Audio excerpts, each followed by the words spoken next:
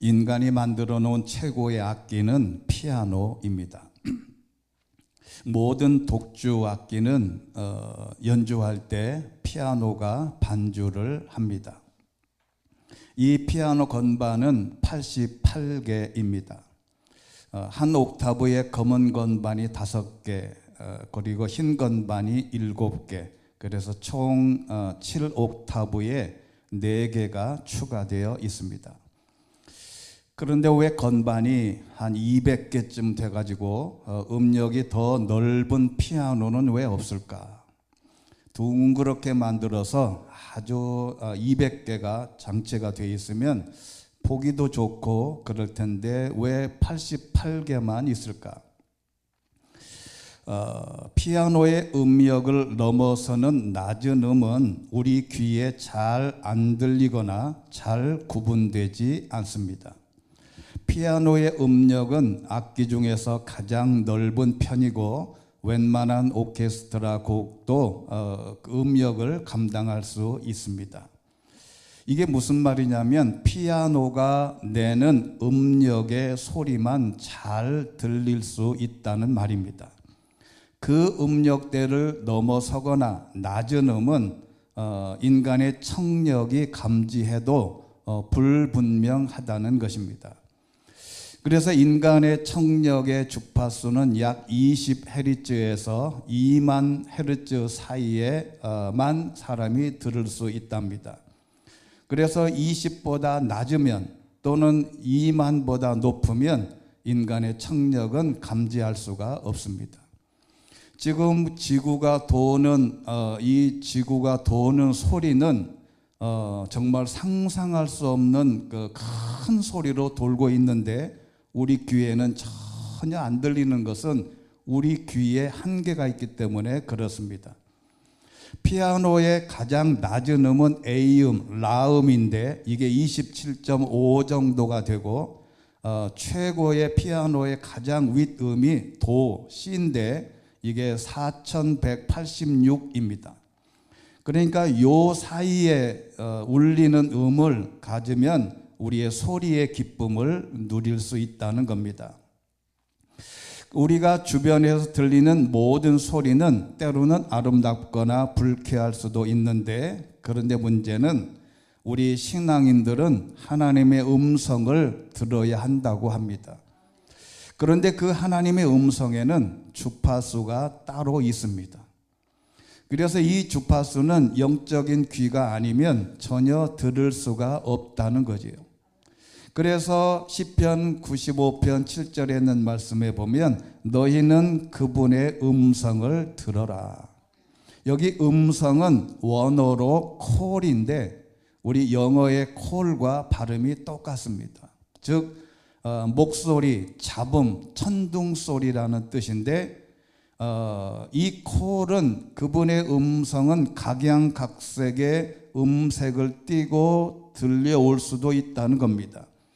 그러니까 사람 목소리든 잡음이든 천둥소리든 다 하나님의 음성에 가까울 수 있다는 것을 알아야 한다는 것이죠. 그래서 들려오는 모든 소리는 바로 하나님의 음성일 수 있다는 겁니다. 그 소리에서 하나님의 뜻이 해석이 되어 들리는 게 하나님의 음성입니다. 어떤 소리를 듣고 그 소리를 하나님의 음성으로 해석할 수 있는 능력, 이게 영적인 귀라고 하는 겁니다. 그래서 성경이나 글을 읽다가 깨닫는 것이 침묵의 소리인데 어쩌면 하나님의 음성은 들려오는 모든 소리보다 오히려 그 어떤 뜻일 가능성이 크다는 것이죠. 물론 청력에 들리는 음성도 가능하지만 하나님의 뜻으로 들어야 합니다. 여러분, 그런데 희한하게 절대 음감을 소유한 사람들이 있습니다. 즉 피아노 건반 어느 음을 들어도 바로 도나 C나 라음을 구분해낼 수 있는 청력, 인구의 약 0.01%에서 0.05% 정도 된답니다. 예를 들어서 탁월한 가수들이나 프로듀서들은 절대음감을 가지고 있습니다. 여러분, 그런데 이 모차르트라고 하는 천재 작곡가는 시냇물 소리도 음정으로 들렸다는 겁니다. 그러니까 졸졸졸 흘러가는 그 소리가 음악으로 들리는 거죠. 바람 소리도 음악으로 들리고 천둥 소리도 음악으로 들리고, 이런 모든 음은 피아노로 묘사할 수 있습니다. 그래서 하나님의 음성도 물론 절대 음감을 소유할 수 있는 사람이 있을 수 있다는 거죠. 즉 우리는 하나님의 음성을 절대 음감으로 들을 수 있는 귀와 영감 또는 영적인 귀가 열려 있게 되시기를 주의 이름으로 축원합니다. 오늘 이스라엘 백성들이 여리고 앞에서 하나님이 말씀하셨어요. 내가 이 성을 너에게 줬다. 그런데 이 하나님의 음성을 듣고 신뢰하고 거대한 성을 무너뜨린 사건이 등장한데, 오늘 가장 큰 주제는 이것입니다.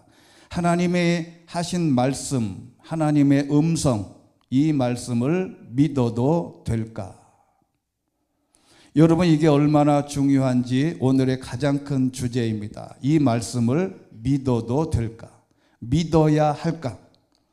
여리고성은 보통 인간의 불가능한 사건을 상징하는데, 이 여리고성을 무너뜨리는데 하나님이 말씀하셨어요. 내가 너희에게 이 성을 주었다. 그런데 이 말씀을 믿어도 될까? 우리는 하나님의 말씀이 늘 읽고 또는 하나님의 말씀을 듣고 성경을 읽고 할 때 정말 이 말씀을 믿어도 될까? 믿어야 할까? 믿어질까? 라는 질문을 할 필요가 있다는 겁니다. 첫 번째, 오늘 여호수아 6장 1절은 이렇게 시작합니다. 같이 한번 큰 목소리로 읽어보겠습니다. 시작. 여리고 성은 이스라엘 백성들로 인해 물샐 틈 없이 닫혀 있었고 드나드는 사람이 전혀 없었습니다. 여기 히브리어로 닫혔다라고 하는 표현은 단지 물리적 폐쇄가 아니라 철저한 차단. 이스라엘 백성들이 들어오려고 하니까 이 여리고성을 모든 문을 다 닫아버리고 물샐 틈이 없이 모든 문을 닫아 걸고 이제 자기 집에서 다 숨어 있었던 것이죠. 그런데 이 여리고라는 것은 하나의 상징적인 것입니다. 단순한 성이 아니라 인간의 내면과 사회 그리고 역사 속에서 하나님을 향해 닫힌 상태를 상징하는 것입니다. 그래서 오늘날 우리에게도 여리고는 존재합니다. 그것은 돌로 쌓은 성이 아니라 보이지 않는 심리적 영적 구조물이고, 내가 넘어야 할 생각의 여리고성도 있습니다. 내 판단의 여리고성도 있습니다. 내가 반드시 문을 열고 그 문제를 해결해야 할 그 사람 나름대로의 모두가 다 여리고성이 있다는 것입니다. 그래서 이 여리고성은 내면의 여리고성도 있고 밖에 존재하는 여리고성도 있습니다. 오늘은 밖에 있는 여리고성을 무너뜨리는 방법인데, 그러면 어떻게 이 여리고성을 무너뜨릴 수 있을까? 첫 번째는 말씀 중심의 전략입니다. 오늘 2절에 있는 말씀을 보면 그때 여호와께서 여호수아에게 말씀하셨습니다. 이게 전제 조건입니다.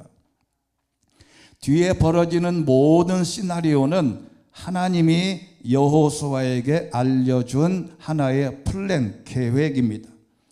그런데 앞에서 말씀드린 대로 인간이 들을 수 있는 주파수 외에 하나님은 다른 소리, 하나님의 음성을 들려주시고 또는 여호수아가 그 음성을 들은 겁니다. 그래서 모든 시작은 하나님이 말씀하실 때부터 시작되는 것이죠. 인간의 전략이 아니라 하나님의 선언이자 하나님의 플랜이고 하나님의 시나리오입니다. 그런데 하나님이 이렇게 선언하셨습니다. 같이 한번 읽겠습니다. 시작. 보아라, 내가 여리고와 여리고 왕 그리고 여리고 용사들을 내 손에 넘겨주었다. 아멘. 이 표현이 정말 신기한 표현입니다. 아직 점령 전이에요. 모든 시나리오 초입인데 주었다라고 과거형으로 말한 것에 대해서 너무너무 중요한 말씀이에요. 여러분, 아직 여리고성은 저쪽에 있어요. 아직 가까이 가지도 않았어요. 그런데 하나님이 이미 넘겨주었다. 과거형으로 선포한 것이지요. 그런데 이 말씀을 믿어도 될까? 믿을만 한가? 여러분, 이게 얼마나 중요한 일인지 몰라요. 내가 어떤 병을 가지고 문제를 해결하려고 보면 내가 기도할 때 너 이미 나은 거야. 걱정하지 마. 그러면 웃기고 있네. 아직 수술도 안 했는데 몰라.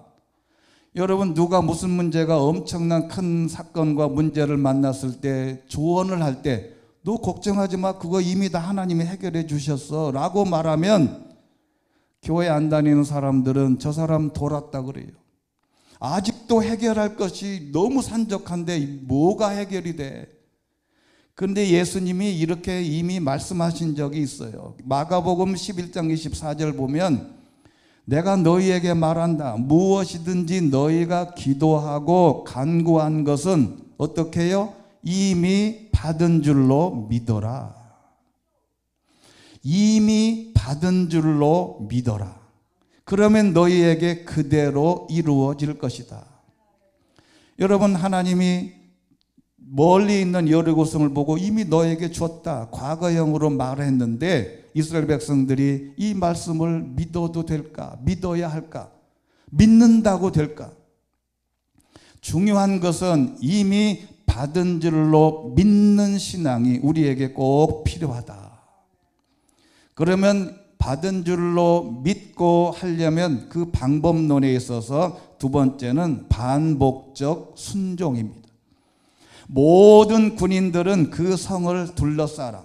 그 성을 한 번씩 돌아라. 6일 동안 그렇게 한 바퀴씩만 돌아라.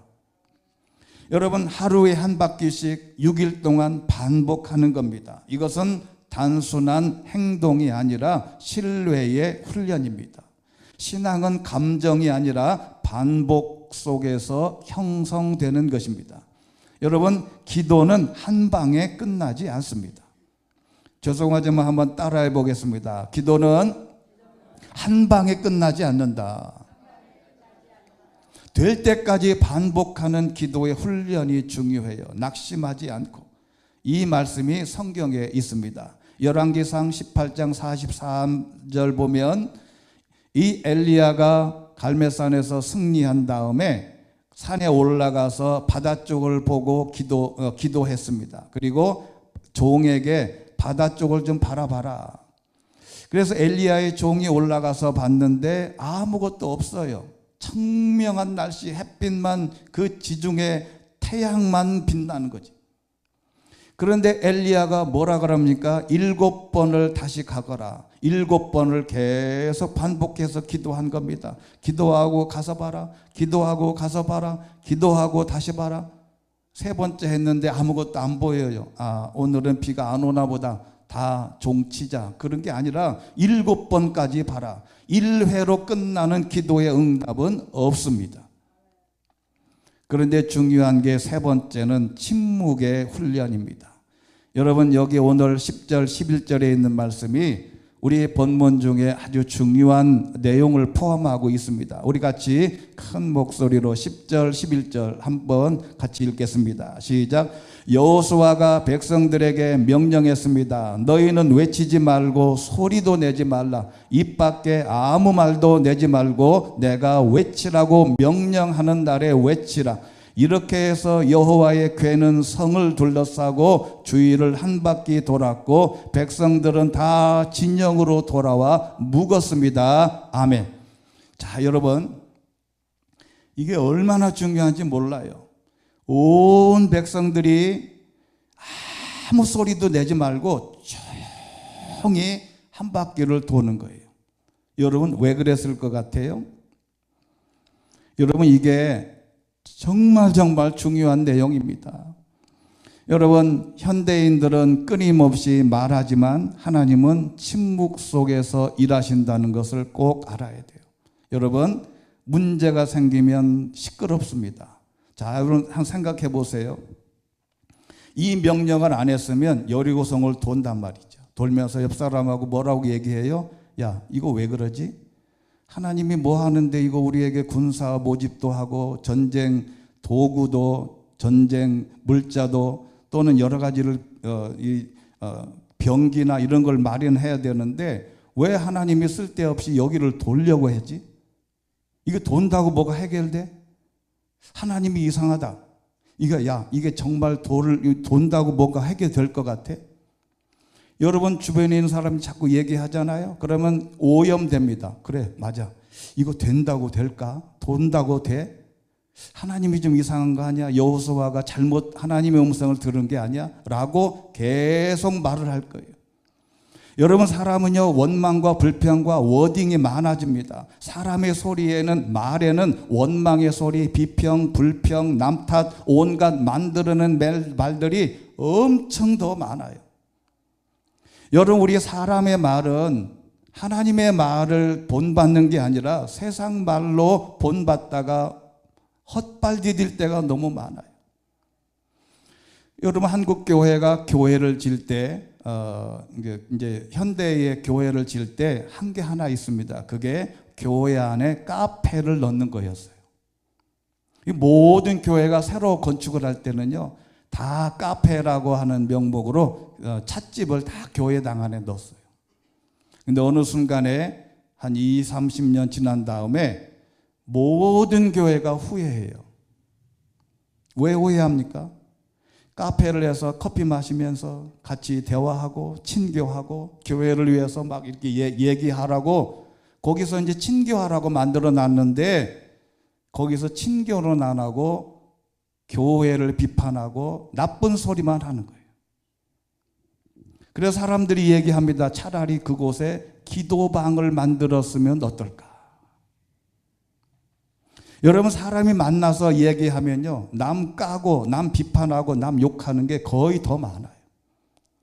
여러분, 하나님이 말씀하셔서 여리고성을 도르라고 했는데 돌면서 자기들끼리 이거 한다고 뭐가 되냐, 서로 이야기를 하고 하나님의 뜻이 왜곡되고 하나님의 뜻을 깎아내리고 이거 한다고 될 것 같냐, 부정적인 생각에 사로잡히면 하나님의 놀라운 기적은 일어나지 않는다는 거지요. 그런데 네 번째는 공동체적 순종으로 나아가야 된다는 겁니다. 여러분, 여호수아가 백성들에게 명령합니다. 자, 이 구절을 잘 이해해야 됩니다. 하나님은 여호수아에게, 그리고 여호수아는 백성들에게. 여리고는 개인이 아니라 공동체의 하나의 사건을 통해서 여리고성이 무너진 겁니다. 개인적으로는 안 돼요. 여러분, 현대인들은 개인화되어 있지만 성경은 공동체적입니다. 현대인들은 개인화가 두드러집니다. 개인 활동이 많아요. 여러분, 예전에는요, 집에 전화기가 한 대였어요. 그래서 누가 통화 중이면 빨리 나한테 전화 올 거 있는데 전화 끊어. 누군가가 전화 올 때 되면 애인이나 누가 전화 올 걸 계산하면 엄마 아빠가 받을까 봐 긴장하고 있다가 가서 받아요. 근데 요즘은 어때요? 요즘은 가족 수대로 핸드폰이 다 있어요. 걱정할 거 없어. 자기 혼자 다 해결할 수 있어요.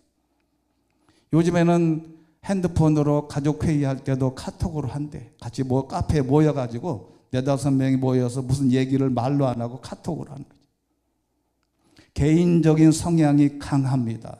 그런데 하나님의 교회는, 하나님의 가족은 공동체가 중요하다는 것을 알아야 된다는 거죠. 여러분, 개인 전화, 휴대폰, 개인적인 성향이 따로 놀지 말고 교회도 공동체도 직장이든 함께 움직이면 더 큰 여리고성도 점령할 수 있다는 겁니다. 5번째는 제사장 7명이 나팔을 불어라. 제사장 7명이 법궤 앞에서 양의 뿔로 만든 나팔 7개를 들고 나팔을 길게 부는데, 이게 양의 뿔로 만든, 이게 양의 뿔이지요. 이거를 구멍을 내서 나팔을 만들었습니다. 여기다가 구멍을 내서 불면 소리가 음정이 아니고 그냥 단음으로 내는 것 같아요. 그래서 제사장들이 이렇게 7개의 명예 제사장들이 7개의 나팔을 불고 불어라. 이 말은 제사장의 직분을 인정하라는 겁니다. 지도자의 위치, 지도자를 중심으로 하는 자세를 말합니다. 제가 오랫동안 한국인의 의식 구조를 연구하고 책에서 보고 경험한 것은 안타까운 점이 하나 있는데 그게 지도자를 인정하지 않는 모습이 너무 많아요. 여러분 옛날에 그 대기업이나 기업에서 면접할 때 당신이 가장 존중하고 존경하는 사람이 누구예요? 그걸 물어보면 예전에는 거의 다 99%가 링컨이라고 얘기해요. 때로는 외국 사람을 얘기해요. 나폴레옹이 인도의 깐디를 존중하고. 가장 가까이 있는 네 아버지는 존중 안 하냐 그러면 존중할 게 없지. 왜? 시스템 자체가 그 마인드에서 많이 멀어져 있어요. 여러분, 우리가 아무리 뭐라고 해도 가장 가까운 곳에서 존경할 만한 사람을 찾는 게 중요합니다. 멀리서 찾지 말고, 그리고 그게 허물이 있고 문제가 있어도 더 좋은 점을 바라보고 존중할 수 있는 마음이 필요해요. 여러분 TV에서 정치 뉴스를 하는 거 보면요, 모든 사람이 다 의견이 있어요. 조그마한 슈퍼를 운영하는 가게 사장, 가정에서 아무 일도 하지 않은 실업자, 자기 몫을 감당지도 못하는 사람들이 앉아서 훈수를 합니다. 어쩌면 바둑 9단에게 10급도 안 되는 사람이 훈수하는 것과 비슷하다. 여러분, 삶에서 지도자, 나를 지도하고 조언하는 지도자가 있다는 것은 복된 일입니다. 이것을 마음속으로 다짐하고 잘 묵상해야 될 줄로 믿습니다. 그리고 6번째는 가장 중요한 게 언약궤를 앞세워라. 요단강도 언약궤를 앞세웠습니다. 눈의 아들 여호수아가 제사장들을 불러서 너희는 언약궤를 메라. 하나님의 말씀의 중심에는 언약궤인데 다 알고 있는지 모르겠습니다만은 이 언약궤 안에는 3가지가 있습니다. 하나는 언약궤가 이렇게 생겼는데 여기 안에 십계명 돌판이 있습니다. 이것은 신명기 10장 5절에 그 후 나는 산에서 다시 내려와 여호와께서 내게 명령하신 대로 내가 만든 궤에 그 돌판을 넣었고 그 돌판이 지금까지 거기에 있다. 십계명 돌판을 언약궤에 넣었습니다. 이것은 이것을 상징하는 겁니다. 하나님의 뜻을 기준으로 삼아라. 누가 무슨 말을 하든 하나님의 말씀으로 기준을 삼고 인간의 도덕적인 방향 그리고 하나님의 약속을 잊지 마라. 그리고 2번째는 만나를 담은 금 항아리가 있습니다. 출애굽기 16장 33절 보면 항아리를 하나 가져와 만나를 가득 채우십시오. 그리고 그것을 여호와 앞에 두어 대대로 잘 보관하도록 해라. 이 만나는 3가지의 뜻이 있습니다. 하나는 인간의 생존은 하나님께 있다. 여러분, 내가 잘 먹고 잘 살고 하나님이 나를 하나님의 이 세상에서 살게 하신 생존의 목적, 생존의 뜻, 하나님의 방법은 하나님께만 의존해야 된다.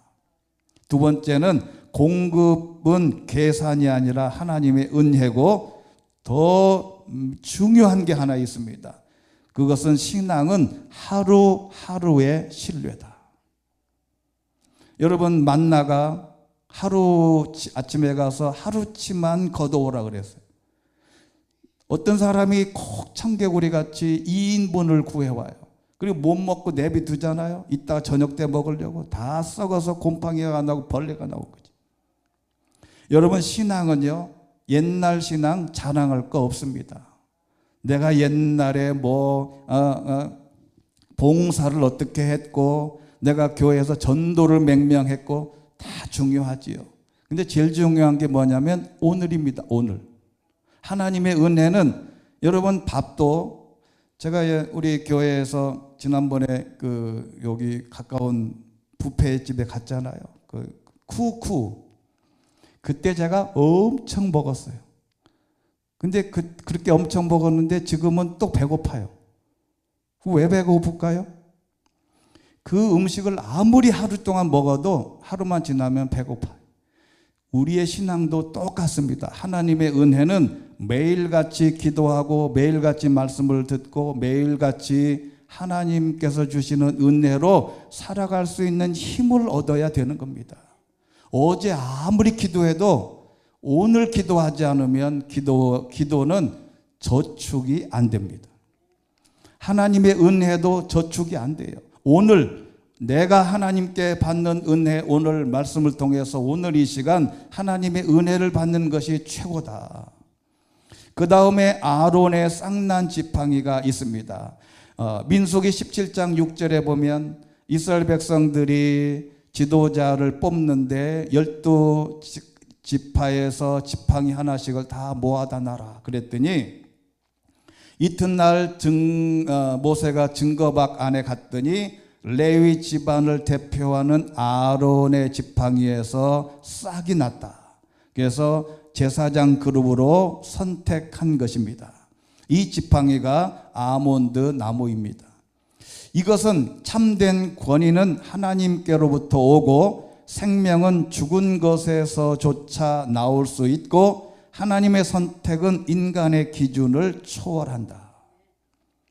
여러분, 아론은 어떻게 보면 모세의 형이지만 아주 퀄리티가 그렇게 높은 건 아니었어요. 근데 하나님이 아론을 선택의 기준을 하나님이 하셨다. 그리고 참된 권위는 하나님으로부터 온다는 것을 가르쳐주는 이 세 가지의 물품이 있는 언약궤를 앞세워서 갈 때 우리 인생의 모든 문제가 해결되는 출발이 되는 줄로 믿습니다. 그리고 7번째는 하나님의 때를 기다리는 겁니다. 7번째 날에 성주의를 7번 돌고 제사장들은 나팔을 불어라. 하나님의 타이밍을 기다려라. 여러분, 하루에 한 바퀴씩 돌면서 7번, 마지막에는 7번 돌으라 그랬으니까 한 번에 그냥 13번을 돌면 안 무너질까? 그렇지 않다는 거죠. 하나님은 하나님의 타이밍을 기다려라. 7일이라는 숫자는 히브리어로 완전수인데 제가 늘 말씀드리잖아요. 신약에 와서 하나님의 시간은 카이로스, 인간의 시간은 크로노스인데 우리가 크로노스의 시간을 살면서 카이로스의 하나님의 때를 기다리는 게 중요하다. 우리는 하나님의 때가 올 때까지 목소리를 내지 말고 불평하지 말고 원망하지 말고 인내심을 가지고 하나님의 말씀에 순종하면서 기다리는 게 중요하다. 그리고 8번째, 드디어 날이 왔습니다. 동틀 무렵에 그런 식으로 7번을 행진하고 그날만 성을 7번 돌았는데 7번째 돌고 있을 때 제사장들이 나팔을 불었습니다. 그때 여호수아가 백성들에게 말합니다. 함성을 질러라. 여호와께서 너희에게 이 성을 주셨다. 아직도 무너지기 전이에요. 근데 이미 주셨다는 겁니다. 함성을 질러라. 너희에게 이 성을 주셨다는 것은 6일 동안 침묵하며 돌다가 마지막 날에 함성을 질렀을 때 여리고성 사람들이 얼마나 놀랬겠어요. 주변에 도는 걸 조용히 일주일 내내 아무 소리도 안 하고 돌다가 마지막 날 새벽에 소리를 그 많은 사람이 질러댔으니 얼마나 놀랬겠어요. 그런데 성벽도 놀래서 다 무너진 겁니다. 우리는 선포가 중요하다는 거예요. 여러분, 말로 인정하고 선포하는 것이 중요합니다. 여러분이 이루고 싶은 거 말하세요.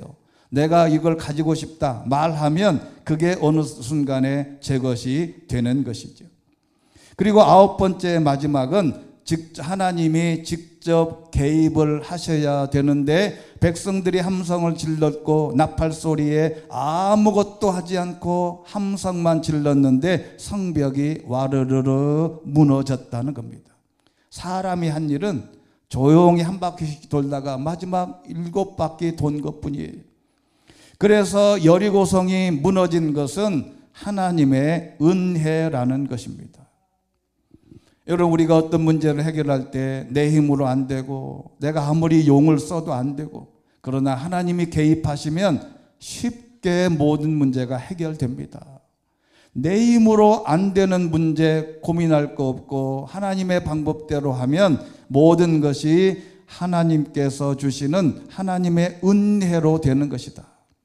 여리고는 크지만 하나님은 더 크시다는 것이지요. 지난번에 한번 말씀드렸는데 너무 중요해서 한 번 더 말씀을 드려보고 싶습니다. 먼저 이제 우리가 진단이 필요한데, 하나님의 말씀과 연관해서 2001년에 서모라고 하는 여자가 3살 때 대구의 한 대학병원, 대구에는 대학병원이 몇 개 있나 모르겠네요. 근데 이 병원에서 진단을 했는데 뇌성마비 진단을 한 거예요.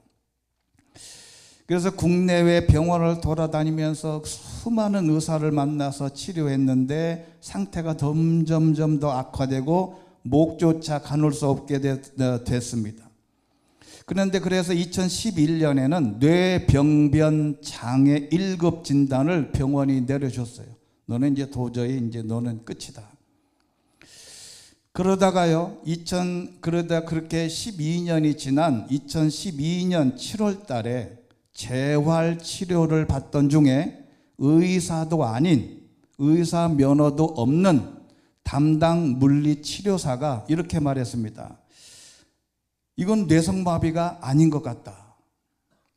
근데 의사도 아니에요. 수많은 의사들의 치료를 받고 12년을 지냈는데, 그러다가 물리치료사가 의사도 아니에요. 너는 이거는 뇌성마비가 아닌 것 같다. 그래서 다시 서울의 한 대학병원에 와서 MRI를 찍었는데 뇌성마비가 아니라 세가와라고 하는 병명이 나온 거예요. 그런데 더 무서운 거는 세가와 병 치료제가 이미 나와 있어요. 아주 치료제가. 근데 딱 복용한 지 이틀 만에 일어나 걷게 된 거예요. 여러분, 이게 우리나라의 대표적 오진 사례입니다. 12년 동안 누워서 뇌병변, 변을 다 갈아내고 다 이제는 끝이라고 한 사람이 딱 이틀치 세가와병 치료제를 먹고 일어나 걸었다니까요. 여러분, 이 신앙도 마찬가지입니다. 한국교회가 걱정하는 이들이 많아진 이유는 다른 걸 먹어서 그래요. 치료제를 정확하게 딱 치료제를 먹고, 그게 뭐냐면 하나님의 말씀인 줄로 믿습니다. 하나님의 말씀을 제대로 먹고 하나님의 말씀대로 제대로 하면 모든 인생의 모든 문제들이 하나님의 말씀대로 여리고성이 무너지고 우리에게는 새로운 놀라운 장이 펼쳐진다는 것을 꼭 우리가 묵상하고 다짐해야 될 필요가 있습니다. 개인이든 교회든 올바른 신앙이 우선입니다. 모든 삶의 중심에는 자기 판단이나 생각이나 경험이 아닌 말씀으로 진단하고 출발해야 합니다. 우리 삶에 견고한 여리고성이 있다 하더라도 하나님이 말씀하십니다. 내가 무너뜨려 줄 테니까 걱정하지 마라. 이미 모든 문제를 해결해 줬다. 이미 받은 줄로 믿어라. 이 말씀을 믿게 되시기를 주의 이름으로 축원합니다. 전능하시고 자비로우신 아버지 하나님, 언젠가 들려올 승리의 나팔 소리를 듣기를 소망하며 하나님께서 말씀하실 때 이미 우리에게 주셨다고, 모든 문제가 해결되었다고 말씀하실 때 이 말씀을 믿어도 될까 고민하지 말고 그 말씀을 그대로 이미 받은 줄로 믿고 하나님 앞에 나갈 수 있는 성숙한 주의 백성들이 되게 하여 주시옵소서. 예수 그리스도 이름으로 기도드리옵나이다. 아멘.